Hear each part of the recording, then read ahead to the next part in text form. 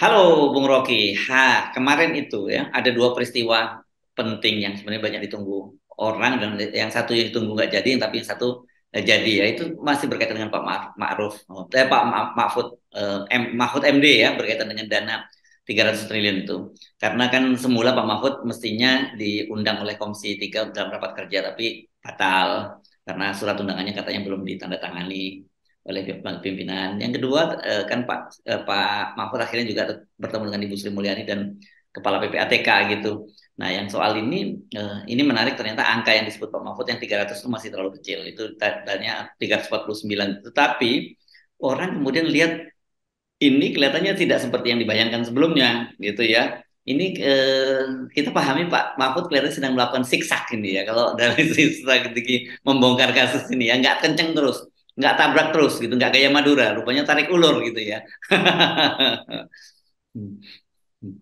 Mungkin beliau Pak Mahfud butuh teman masyarakat sipil lebih banyak tuh. Kan Oh, DPR udah bikin forum hmm, sahabat Mahfud MD. Tapi hmm. saya mengerti bahwa ini kan semacam tukar tambah isu, sedikit banyak tukar tambah isu di tahun politik. Itu masalahnya kan. Ya, ya, ya, Jadi ya. siksa itu udah jadi dalil. Nah, Sri Hmm. Mulyani masalahnya nggak bisa siksa, kan dia.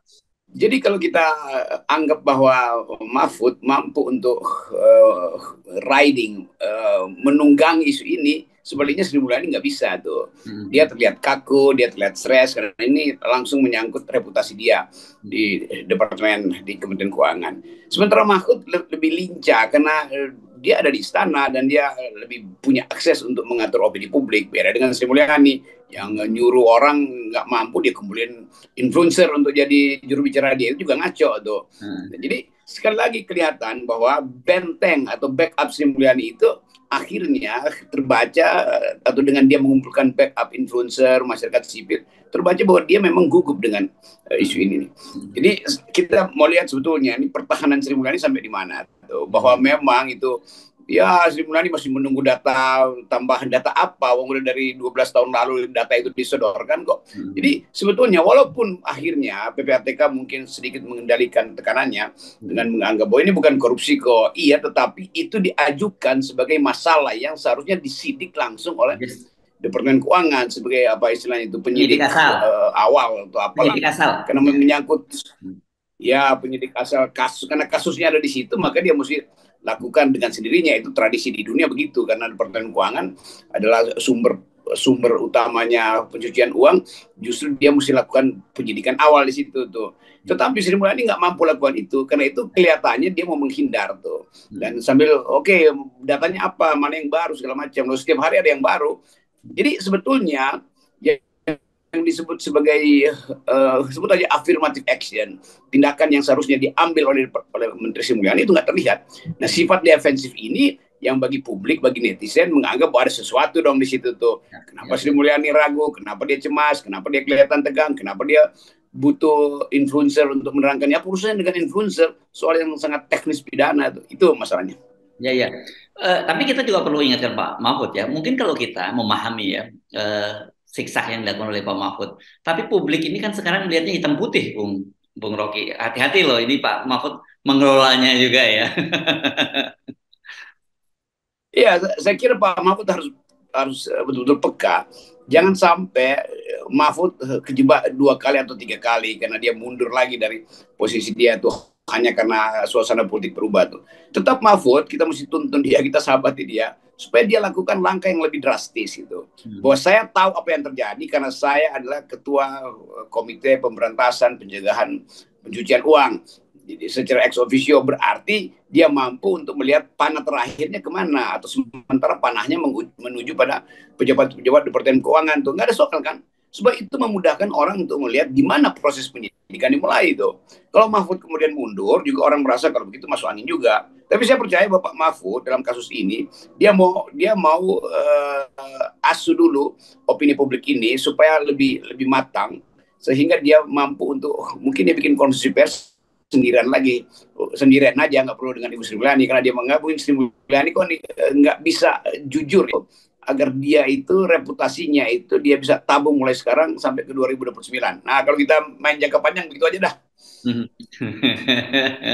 Oke, karena memang bagaimanapun juga kita harus sadari bahwa ada soal-soal ini berkaitan dengan tentu saja tahun-tahun politik. Concern kita masyarakat sipil itu tentu Ya, saja soal penegakan pemberantasan korupsi dan saya kira sebenarnya ini memang yang kita sebut sebagai momentum gitu ya. Karena itu kenapa orang sangat antusias dan tapi memang yang kenapa kita teringatkan Pak Mahfud itu antara love and hate itu antara cinta dan benci itu di rekan Pak Mahfud ini sebenarnya ini nisbi gitu. Bagi orang value yang penting bukan bukan persoalan Pak Mahfudnya, tapi value-nya dan kebetulan memang Pak Mahfud orang percaya pada Pak Mahfud. Apakah kemudian orang sekarang antusias untuk mendorong beliau gitu?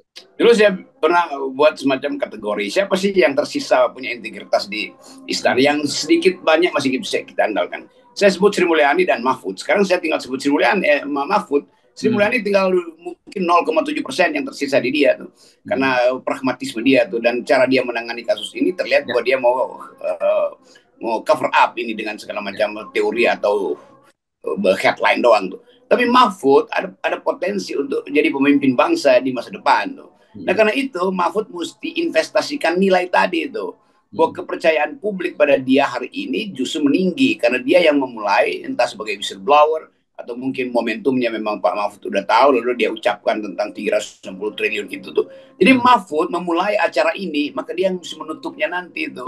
Jadi Hmm. kelihatannya bahwa MC-MC di sekitar Mahfud itu mulai menganggap kok nggak ada peristiwa di tengahnya tuh, tiba-tiba dari pembukaan udah penutupan. Lo acaranya apa kalau begitu? Hmm. Acaranya adalah kasus pencucian uang. Jadi Mahfud mesti kembali menerangkan terus-menerus bahwa ini adalah pencucian uang. Itu Hmm. setara atau kira-kira kembarannya korupsi. Gampangnya begitu kan? Betul, betul. Supaya jangan dianggap bahwa oh ini bukan korupsi, ini pencucian uang. Enggak, dia satu nafas itu. Ini kan anak kembar, korupsi dan pencucian uang. Oh Apa iya, motif iya. pencucian uang? Ya korupsi. Walaupun korupsi undang-undangnya lain, tetapi itu dari segi tadi harus betul. Dari segi tatapan nilai ini sama, yaitu Hmm. manipulatif, sifat manipulatif Ya. dari pejabat-pejabat yang ada di laporan itu.